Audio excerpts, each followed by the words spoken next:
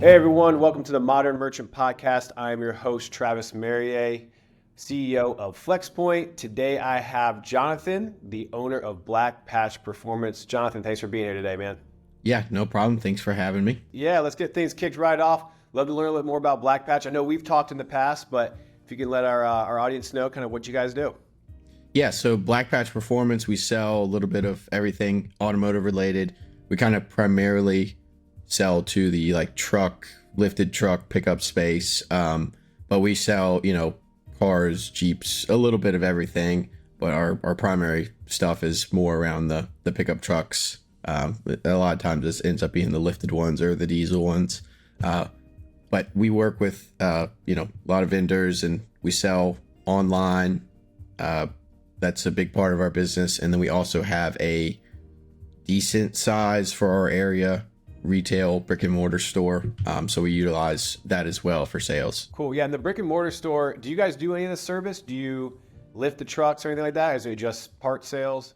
So it's just part sales. We don't do any installs. I used to back when I first started the business, but pretty quickly learned that it wasn't scalable and it wasn't very profitable. I mean, there is good margin, I guess, on service, but it wasn't profitable in other ways when you look at insurance and liability and just kind of everything else that went into it. So what does the breakdown look like between brick and mortar and online? Where do you spend your time? What drives the revenue? Just curious how you kind of balance that, because we hear that from a lot of our customers who have a brick and mortar and e-commerce. It seems to be typically it's like an 80-20, right? Like one of them drives almost all the revenue, the other one's kind of just there. But it can differ on each one. So I'm curious, what's your situation? So this year or last year, it was pretty weird. The retail side picked up a lot. So we've had now 3 retail locations since the start of the business. I've started with one, outgrown it, went on to the next place, outgrown it, went on to the next place.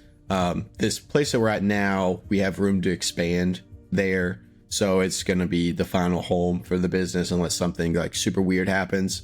But being in the newest location that we're in as of, I guess, 2022, April 2022, so almost 2 years now, we did see a big uptick in walk-in traffic and a big uptick in retail sales in general, being at that little bit better location that was more centralized around people.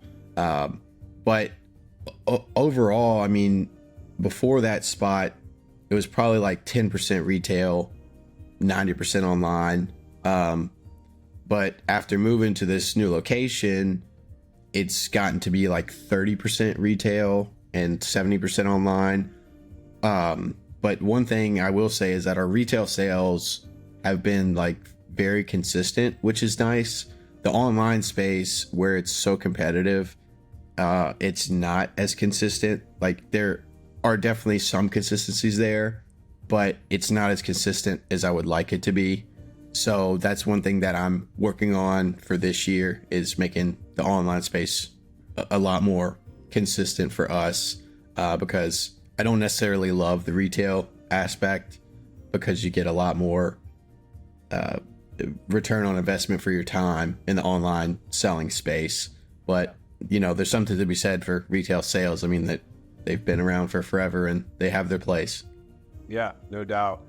And it sounds like, you've got both of them kind of running, and it's great to see that, you kind of can leverage each one to mitigate the risks of the other, right? The up and down kind of volatility of the online side with the more standard consistency of the brick and mortar. So that's awesome to see. And I'm sure, they play into each other as well, where you're able to establish better relationships with the suppliers and buy wholesale and maybe get more margins, maybe having a brick and mortar, not just being purely online. So can you talk about your strategy there on how you kind of leverage the brick and mortar and how that might play into your online sales as well, if there is a play there? Yeah, so there is a little bit of a play there. It's definitely helped me get volume discounts, because the biggest thing is I'm in, for the online part, I'm like 99.9% drop ship. Like we ship some stuff out of our retail location, but with all the different factors that go into the logistics side and the shipping, and the fact that automotive parts are usually bigger, more expensive to ship items, nine times out of 10, it does not make sense to, ship them into our location and then ship them back out. One, for the manpower it takes to move all that inventory in and out of the warehouse. And then two, for just the, time you've got in doing it. And most of the time, the more money you end up spending shipping it twice. And then you're more likely to have a damaged product. So we primarily do drop ship for our online stuff. But the problem with that is it can be kind of inconsistent volume across all the suppliers we work with, where we work with a couple dozen suppliers to kind of fill the needs of all the people that we need to in the industry. We have vendors calling us multiple times a day, every day, saying, hey, buy more from us. I mean, at the end of the day, they want us to buy from them. Everyone, it's all about sales. So we've been able to use the retail store to kind of strategically stock stuff and get some volume discounts that also apply to our dropship side of things. So maybe there was a certain vendor that we would have never been able to get the right price point of until we got to a certain volume. And then after, putting in a few good stocking orders with them, developing that relationship through our brick and mortar store, we're actually able to get, maybe an extra 5% or 10% off of whatever price they've been giving us, which also passes along to our dropship side, the e-commerce side, so we can use that, to make more profit margin on that side as well. So there are like some ways they bounce off each other. The biggest way that it's important is kind of for content and for, like actually getting the product in your hand, because where we spent a lot more time in the beginning in the e-commerce side, the dropship side, we were just passing through products. We didn't necessarily see a ton of the products, but now we can kind of get some of those products in, get pictures, touch and feel them ourselves, have a place where customers can come in and touch and feel them themselves, and just see them in person, check the quality, see what changes are being made across the board. Because we've had several brands now that we've been in this for a little over 5 years. They had a nice quality before, they don't now. Like, quality has changed. We have other brands that had kind of crappy quality, but now they have great quality. So they changed for the better. Quality and you wouldn't data, is that you're referring to? Well, no, not even the product data, just the products in general. Like, there's some tire companies, like I'll use Kenda as an example, as a tire company. They always made like lower tier tires. Well, they've made a big transition right before COVID and kind of throughout COVID, that changed their brand for the better. And now they're coming up as one of the higher end tires. So they had a really good quality shift for the better. But you wouldn't have really known that unless you ran the tires through the retail store, like actually put your hands on them, actually saw the difference, actually heard the retail customer feedback of the people that you see in your local area running them on their vehicle and hearing back from them person to person. So that is one of the big advantages of the retail location. That makes a lot of sense. And that's actually a really good point that I hadn't really thought about, that, as a drop shipper, as a primarily drop ship based business when it comes to online automotive sales, which a lot of these guys are, right? Yourself and a lot of the customers we see, because it just makes sense, right? I mean, there's so much that you want to stock or so much you want to offer to your customer base. Drop ship makes sense with the dozen or so distributors out there that offer it. Getting the actual product in, feeling it, touching it, hearing the feedback is something that you miss out on. That obviously sounds like a competitive differentiator for you guys, right? I mean, do you take that to make better buying decisions, maybe better marketing decisions online?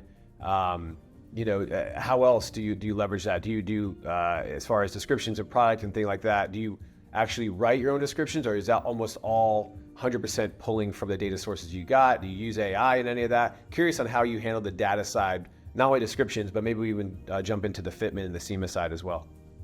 Yeah, so for the data side, that's one of the things that's going to be getting improved on this year for us. I've actually started implementing some of that, but right now, I can't remember exactly when our relationship with Flxpoint started. I think it was sometime early 2022 or something like that.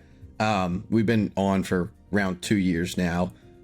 But when we first got going, I kind of just wanted to get everything uploaded. We spent the first 6 months, a year getting all the integrations in, just getting the product catalog together, syncing all the different suppliers, and getting it onto the website. And so a little less than a year ago, I launched the newest version of the site, which was run by Flxpoint on the back end.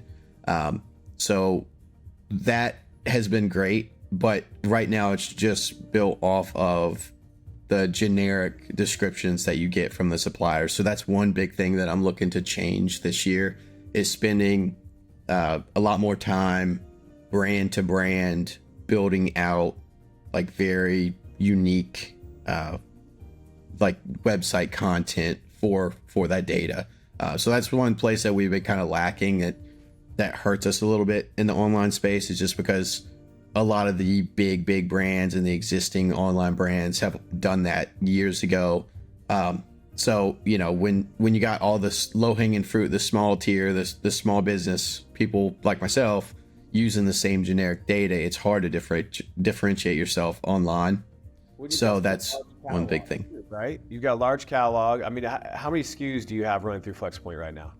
So I think right now we have about 500,000 SKUs on, like 500, I think it's like 550,000 that get into our product catalog. We're only pushing right now about 120,000 of those SKUs to our actual Shopify site. The biggest reason is because, one, the Shopify limits of only posting 1,000 new SKUs per day. So what we're actually looking to upgrade to Shopify Plus to get around some of those limits. Another one of them is a lot of the products, even though they're there, like they're not always in stock. So I don't really want to clog up my already kind of crowded website with a bunch of out of stock products.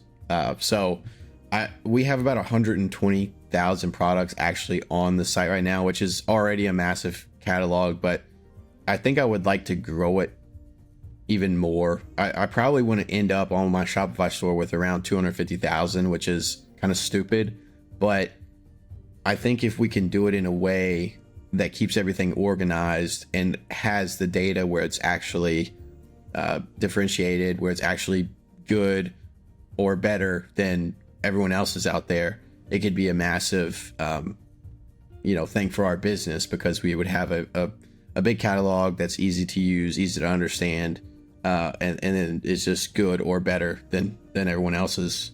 So yeah.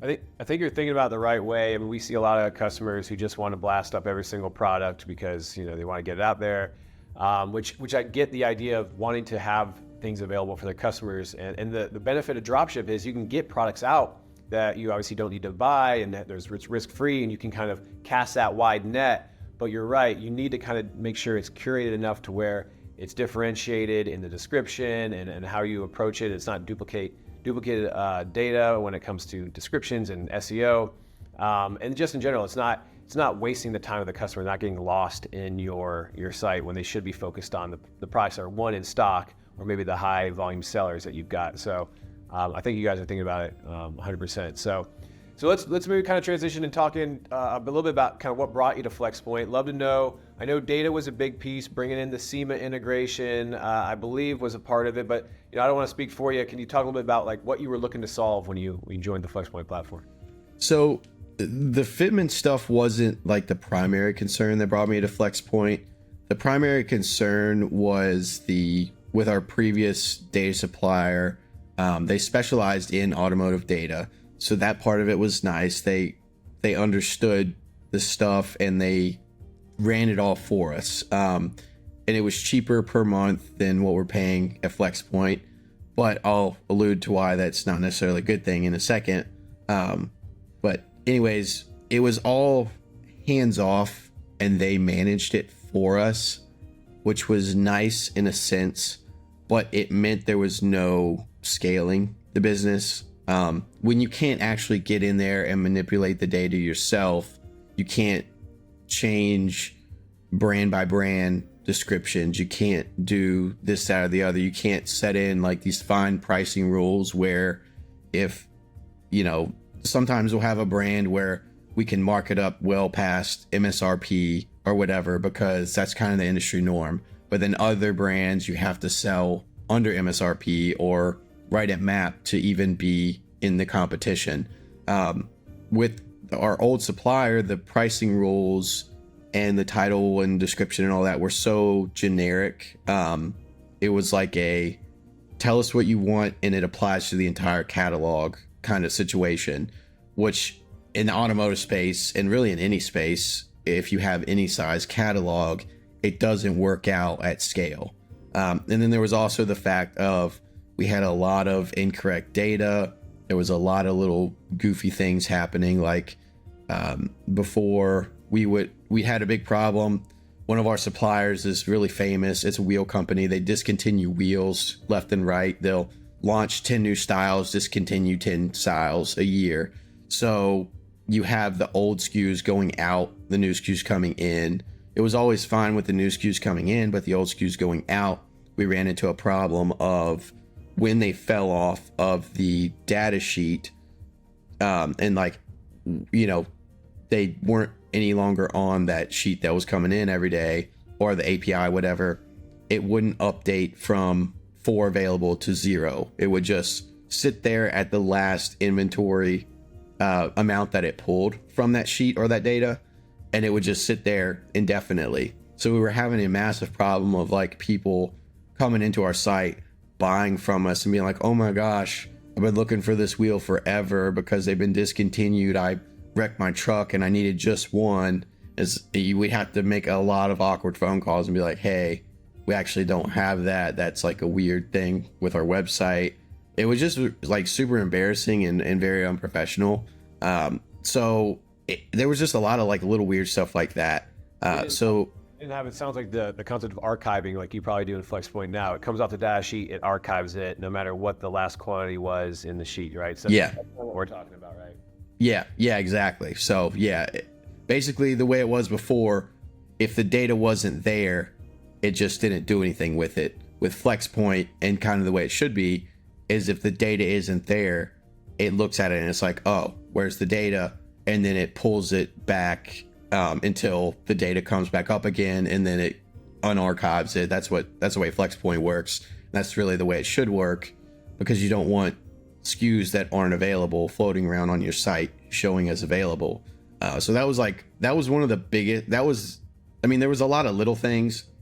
The constant canceled orders, the constant calls, that was the thing that kind of tipped us to actually looking for a different place. We wound up at one of your competition in the automotive space that essentially does the same thing. But we got as far as signing up for them, and we did their like group onboarding. But I'm a pretty tech savvy guy. I mean, I built our whole new website. I'm the one managing everything inside of Flxpoint for us. I don't know everything about all the advanced APIs, all that stuff. That's a little bit over my head, but I can do most of the high-end basic stuff. But even your competition site, it looked like it was built on Windows 98. Like, it was just like so outdated looking. And then it was so hard to use once you actually got into it. Like, I got as far as integrating a couple of my suppliers, but then pushing that data to the Shopify store, for me anyways, it didn't really like click the way it was supposed to work. And obviously it does work because they have a lot of customers, but for me it just wasn't a good fit, just because it was just kind of weird the way it all ended up on their side. With Flxpoint though, where we use Shopify, Flxpoint's interface, like the back end, the part that we actually use to manage our data, it's super similar looking to Shopify, which was kind of like comforting, I guess, because that's what I'm used to, is building in Shopify. So that coupled with kind of the ease of use of Flxpoint, and I say ease of use. Flexpoint is not necessarily easy to use, but on the flip side, your competition that I was with didn't have half the features you guys do, and they were really, really hard to use. Like, they had a lot more dumbed down version of the Flexpoint product, but it was way more complicated to use, just the way that you had to kind of navigate the system. So Flexpoint has a lot more capabilities and is like definitely a lot harder to use if you want to use it to its full potential. But at the same time, I would say it's easier to use just because of the way it's set up and kind of the way you can see and feel and touch and move everything inside of the system. So for me, that was kind of a really nice thing with Flexpoint, and the fact that I could mix and match all the different rules with pricing and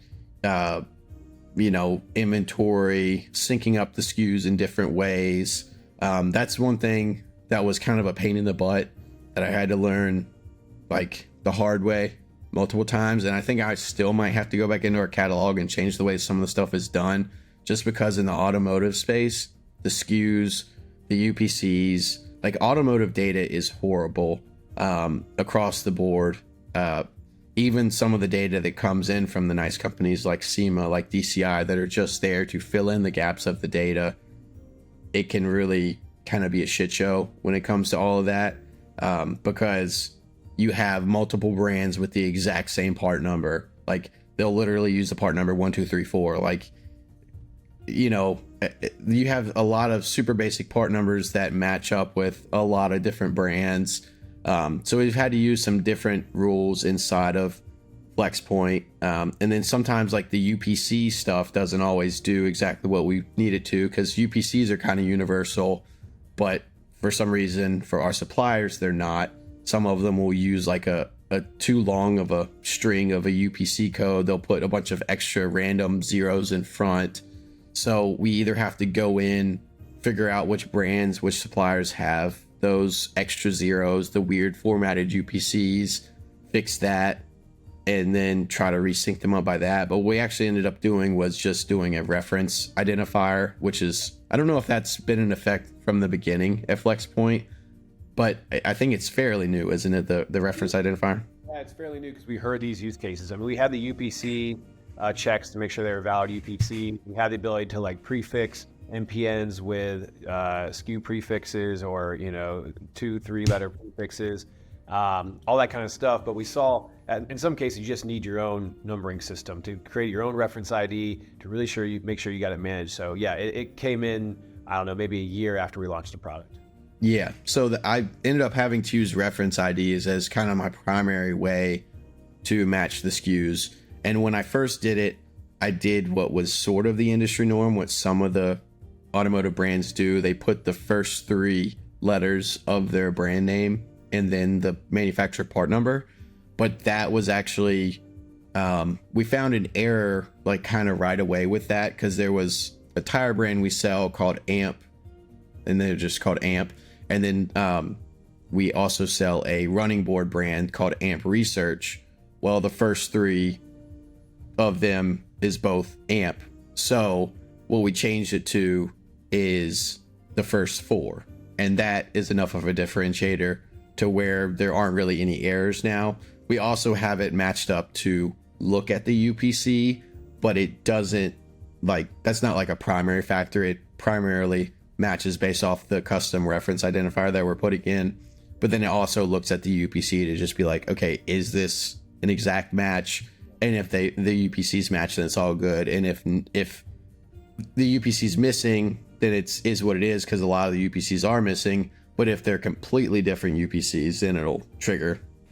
Yeah. So we've had to just kind of use Flexpoint in that way to clean up all the crappy data that we get from all over the place, basically.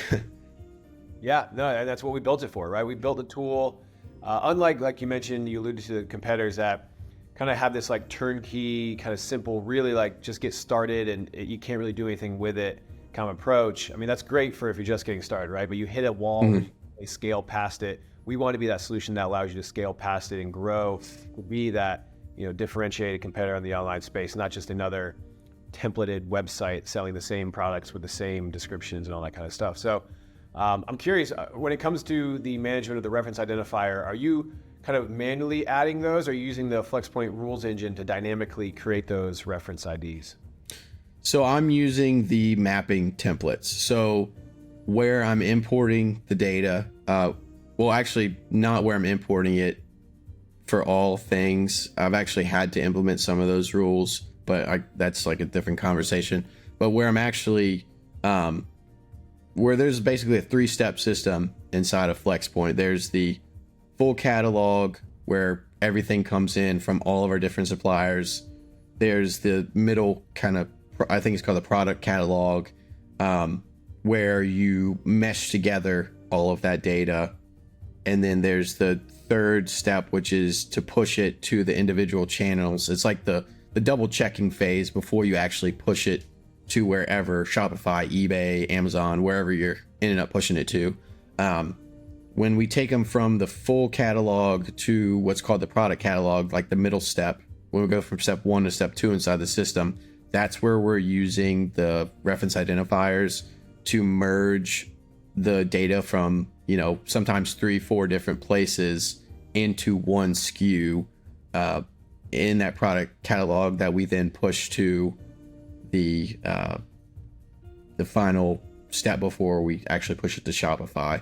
So we use it there, but I've actually had to go a step in reverse because we were having a problem with SEMA, and I think SEMA was a main one. DCI is another big one where we import a lot of the generic, like the fill in the gaps data for all the different brands we work with.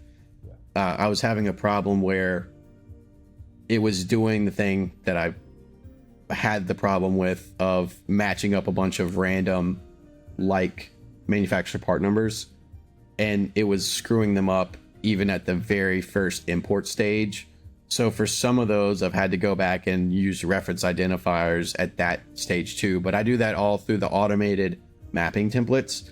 And I've actually built, I don't know if they're complicated, or for your dev team or who, the really high end people at Flxpoint, you guys would look at it and be like, oh, that's basic. But for me, I think what is some pretty advanced templates in there, because I've got a lot of suppliers who don't have like a feed for anything other than maybe their stock. So you actually have to go in, grab a manual sheet from their site every few months, push it into Flxpoint. And the thing is, the data changed a little bit. Sometimes their heading names would change, and I have to still look out for stuff like that.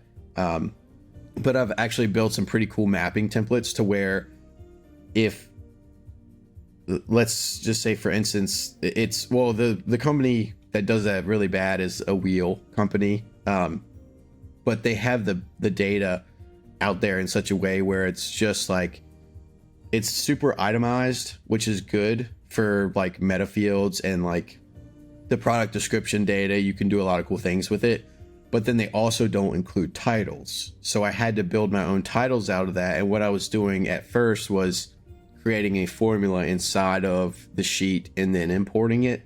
But now what I'm doing inside of Flxpoint is all I've got to do is literally hit upload on that sheet. And with you guys mapping templates, it says, okay, look at the column lug pattern, put that in there, and then grab the wheel diameter, put that in there, put an X between it, then put the wheel width, and then put a space, and then put the wheel brand name, then put a space, then put the wheel style. So at the end, instead of a bunch, instead of 10 different columns that say all this different stuff, it actually reads 20 by 12, 8 by 170, gear off-road, Cali off-road wheel, negative 81 offset. Like, it reads in a pretty way, I love that. based off of kind of all the random columns that they've given us. So, and I don't have to go through and manually do that for each update that we push to the site for them. So I get the one sheet, and as long as the header names haven't changed, just upload it right onto Flxpoint and it takes care of the rest. So it's automated as much as it can be for that specific supplier. No, I love to hear that, because we've had multiple conversations in the early days of Flxpoint in that people are working in spreadsheets. They're doing formulas, they're having to redo them, update them. They got a tab that they run the formula on. They have to export, import, manage columns. And we're like, this should just be in the app. It should be in the app. You should, instead of using a spreadsheet, we should give you a rules engine and formulas you can write in Flxpoint to be able to just automate the process. You write that formula once, like you said, right? And I've seen your account. You've got some really good rules in there that a lot of our not customers, but a lot of our team is like, wow, these are awesome. So I would definitely say you're top level when it comes to that. But I would say that, like, you know, that's exactly the use case we were thinking of when we built that rules engine, was automotive industry and other industries like that, where the data is not great, taking that data, combine it together, dynamically creating a title, adding to descriptions, whatever it might be. It sounds like you're using it to the full extent there, which is awesome to hear. Yeah, no, and that was the big draw of Flxpoint. So, like I said earlier, Flxpoint's pricing was higher than your competitor, and the person that I was with before, it was more of an agency business where I didn't get to touch this stuff. But Flxpoint was more expensive than both of those by a good bit. But the way I looked at it, when I left my last person that I was like actually working with, the agency place that I was working with, and then moved to your other competitor that I was only with, like I said, for about 3 months, didn't even really make it out of the testing phase with them. I got into their program and I was like, I already see a lot of roadblocks like that I'm gonna have to spend a lot of time working around. And the way that their program was set up, like, yeah, the introductory pricing was a lot better than Flxpoint's, but when you started to add multiple suppliers, multiple whatever, when you started getting to the higher SKU counts, it actually ended up being about the same, or in some cases, depending on how it was built out, it could have been more than what Flxpoint was charging. So I was like, okay, originally they're 75% less, but after scaling with them, they're going to be the same price, or possibly even like 10-20% more monthly charge. And I see all these roadblocks already, and I was in talks with Flxpoint. I think I got a demo or something, and I threw a lot of random questions at whoever I was working with. I can't remember the name of the salesperson I was working with. I might have worked with even multiple at the beginning, but I threw a lot of like questions their way, and y'all's team was awesome at answering all those. You guys, you know, really know your own product really well, which was awesome. But I threw like all the complicated questions that I could, and any questions that didn't get answered, you know, they got back to me right away. But basically every single roadblock I found in a different system, threw at you guys, and you were like, that's not a problem, or that feature is coming out in like 6 months or something. So it was either already a thing or it was about to be a thing.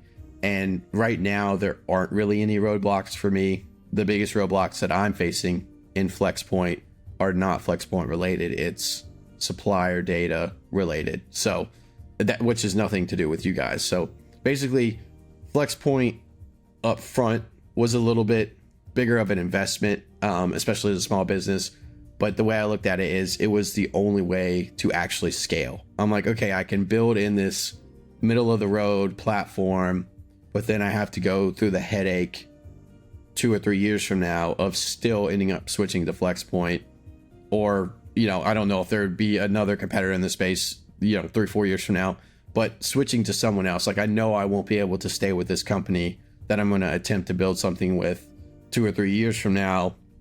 So what's the point in investing the time now? So I just took what was a pretty big jump for me in, like, you know, I hate monthly expenses, but it's well worth it, because if you look at it in, you know, a bajillion different ways, you can't hire any competent employee to like manually manage whatsoever the data that can be managed in Flxpoint for the price that it's being done at. So like in the automotive space, compared to competitors, your product is more expensive, but on the flip side, you can't even come close to touching like having someone actually manually do all this stuff that Flxpoint is doing, and to the efficiency and, I guess, you know, correct way that Flxpoint's doing it. Like, we don't have many errors that come out of Flxpoint at all, and if we do, a lot of times we don't even catch them.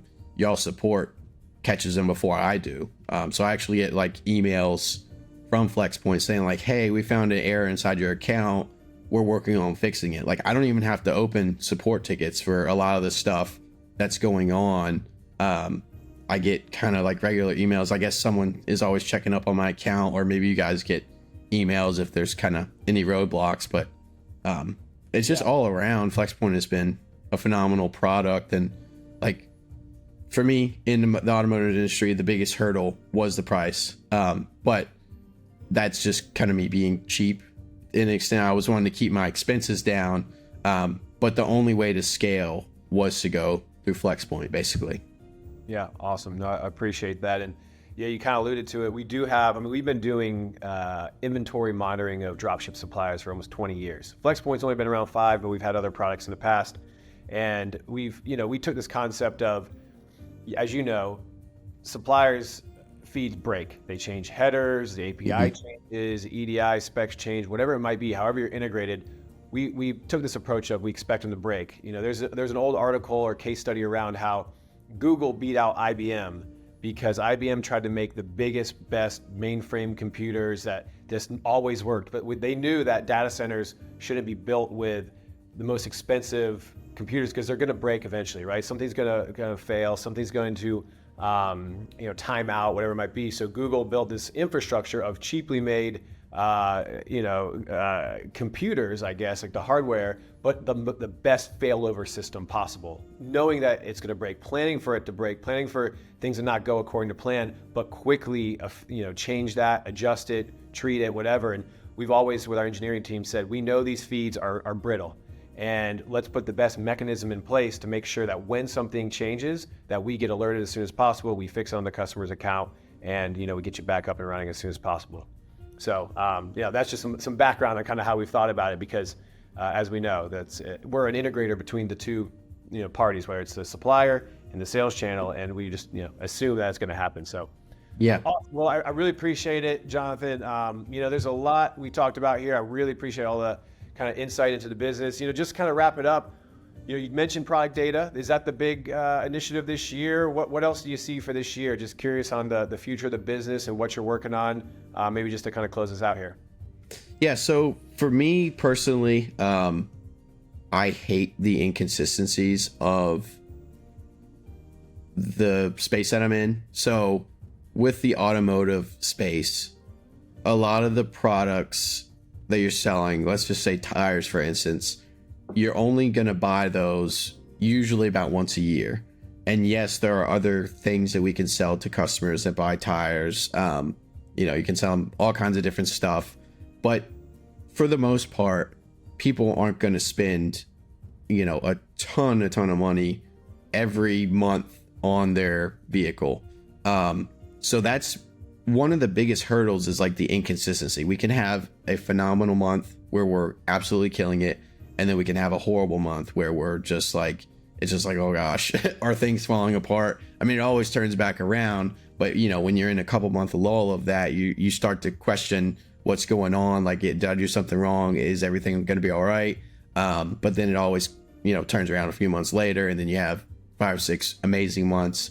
But my biggest thing is trying to get rid of some of that inconsistency. So for me personally, I'm very largely looking into finding a way to build a monthly recurring revenue business inside of the automotive space, which is not anywhere near the norm. I've got a few ideas that I think are gonna kind of break the mold and go against the grain of what's kind of normal in the automotive space. But it's in the very early stages, so we're gonna have to do some testing with some customers, reach out to people, see if it's something they'd be interested in. But I think we have a really cool way to, as our business, build a monthly recurring revenue inside the automotive space, which is, like I said, very abnormal, to give us a lot more consistency in the business, a lot more consistency in our income and our profit margin, and then as well as making the normal one-off day-to-day regular sales And then for us as well, we're going to be kind of heavily leaning into some of our payment plan partners. So we're partnered with some really great companies for breaking the the $2,000 or $3,000 purchase down into a lot smaller chunks for the customers. So we have a lot of customers that utilize that, and we're going to be leaning heavier into kind of promoting that to hopefully scale our business with that, because not everyone has $2,000 or $3,000 sitting in their pocket to make a purchase like that without it kind of affecting their financial status or whatever. And even the people that do are kind of leery of spending that money all at once for a set of wheels or a set of tires.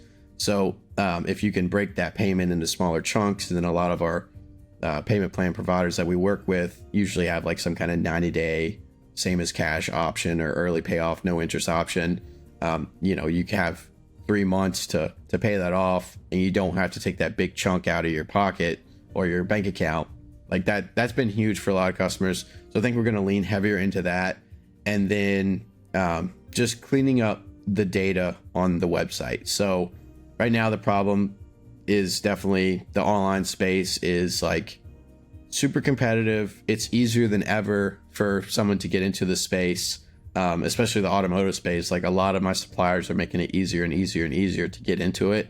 And then another big thing is that in the automotive space, where we sell like kind of a vast catalog of wheels and tires and accessories, lift kits, we're niched down to where we do a lot of stuff for mainly trucks, like I said, but there's companies that are even more niche down to where they just sell, like they're the top people for just wheels and tires for pickup trucks.